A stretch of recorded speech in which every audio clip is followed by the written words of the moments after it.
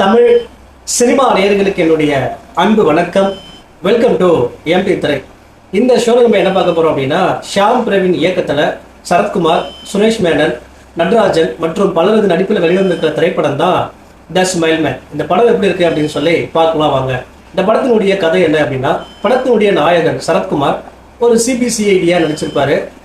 சிதம்பரம் நெடுமாறன் அப்படிங்கிற கதாபாத்திரத்துல இவரு தொடர் கொலைகளை செய்யக்கூடிய த ஸ்மைல் மேன் அப்படிங்கிற சைக்கோவை பிடிக்க முயற்சி பண்றாரு.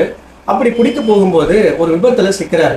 அந்த விபத்துல சிக்கினதுக்கு அப்புறம் கடுமையா படுகாயம் அடைகிறாரு. தொடர் சிகிச்சையும் பெறுறாரு. அந்த சிகிச்சைக்கு பிறகு இவர் அல்சமைசர் அப்படிங்கிற ஒரு மனநோயால பாதிக்கப்படுறாரு. அந்த நோய் இருந்தா கொஞ்சம் கொஞ்சமா ஞாபக சக்தியை இழந்துருவாங்க. இவரும் அந்த மாதிரி தன்னுடைய ஞாபக சக்தியை இயக்குறாரு. இது ஒரு பக்கம் இருக்க, இன்னொரு பக்கம் அந்த சைக்கோ தொடர் கொலைகளை செஞ்சுட்டே இருக்கான். அந்த சைக்கோவுக்கும் தனக்கும் ஏதோ தொடர்பு இருக்கிறதா நினைக்கிறாரு. மீண்டுமா அந்த சைக்கோ கொலையாளியை பிடிக்க முயற்சி பண்றாரு.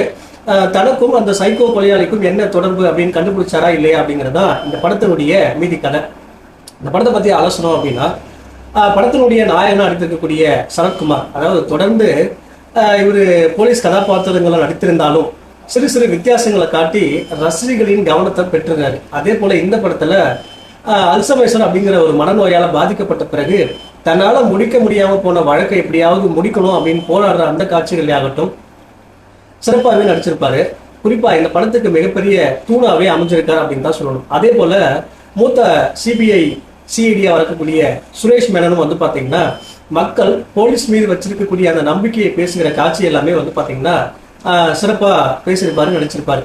அதே போல சிபிசிஐடி குழுவா வரக்கூடியவங்க வந்து பாத்தீங்கன்னா சிறப்பாக நடிச்சிருப்பாங்க. குறிப்பா அவங்கள வச்சு வரக்கூடிய ட்விஸ்ட் அண்ட் டர்னிங்ஸ் எல்லாமே வந்து பாத்தீங்கன்னா ரொம்ப ரசிக்கிற மாதிரி இருக்கும். இந்த படத்தில் நடித்திருக்கிற மற்ற நடிகர்கள் எல்லாமே வந்து பாத்தீங்கன்னா சிறப்பான நடிப்பை வெளிப்படுத்தியிருப்பாங்க.